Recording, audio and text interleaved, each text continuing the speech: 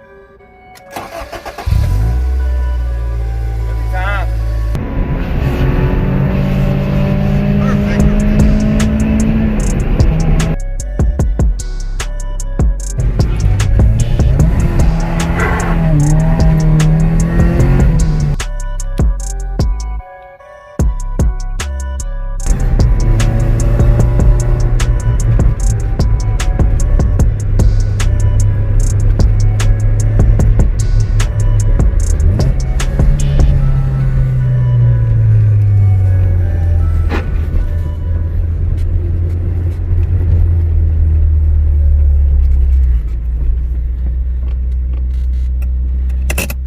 This is my 1984 Toyota Corolla. I've had this car for a long time, probably the longest car.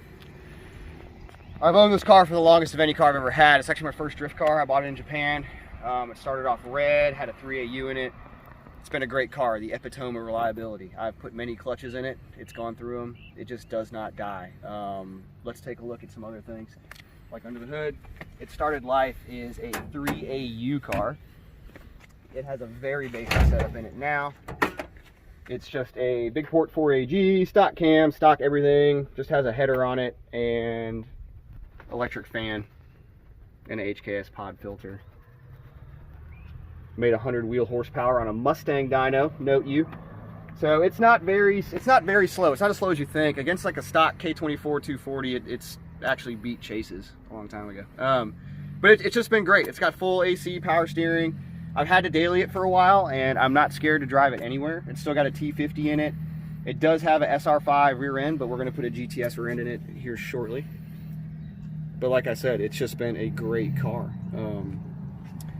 Been through a lot, but it refuses to quit, refuses to leave me stranded, refuses to die. All the money, a lot of the money in this car has gone into the suspension. I'm not going to go into it crazy. We could do a thumbnail on it, but it's mostly T3 battle version stuff. The wheels were a little bit expensive. I had it resprayed in Japan.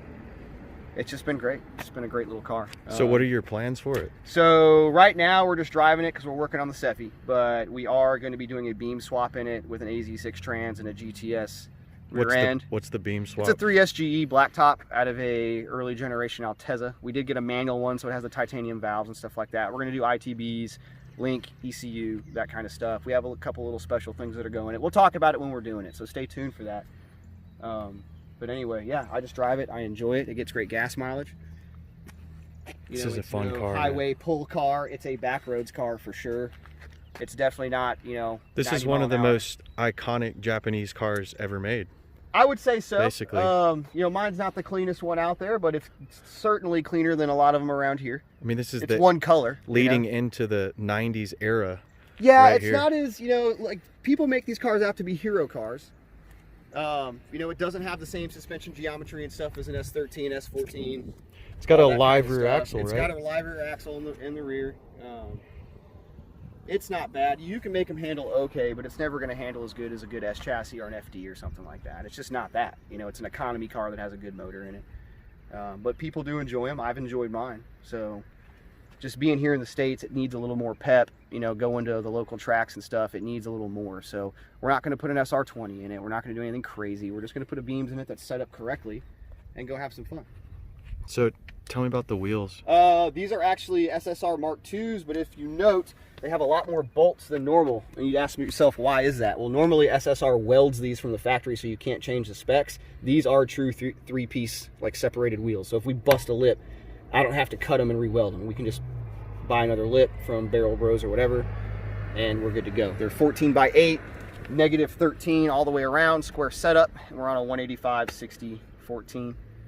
So you don't need a whole lot of tire on a car that makes 100 horsepower. But, it's a great car, man. It gets 30 something miles per gallon even when you're driving it like a pissed off teenager. So yeah, and like I said, AC power steering, AC blows cold, still got R12 in it. We're gonna keep that. It's been pretty reliable. It's been super reliable. It's never broken down, ever. Toyota for you. I guess so, man. You can't hack into the ECUs or anything, but they just don't die. But yeah, it's a fun little car. You want to go for a spin or what? Yeah, let's do it. All right, let's go. We'll go around a little loop around the back roads. All right. Every time.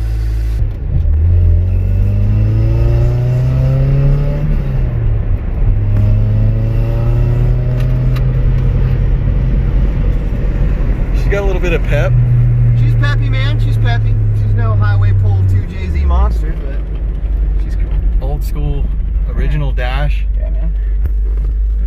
I've got a USDM dash for it too. I was hoping they would like just swap over so I could have miles per hour, and I took the little ding ding ding ding if you're an AE86 guy.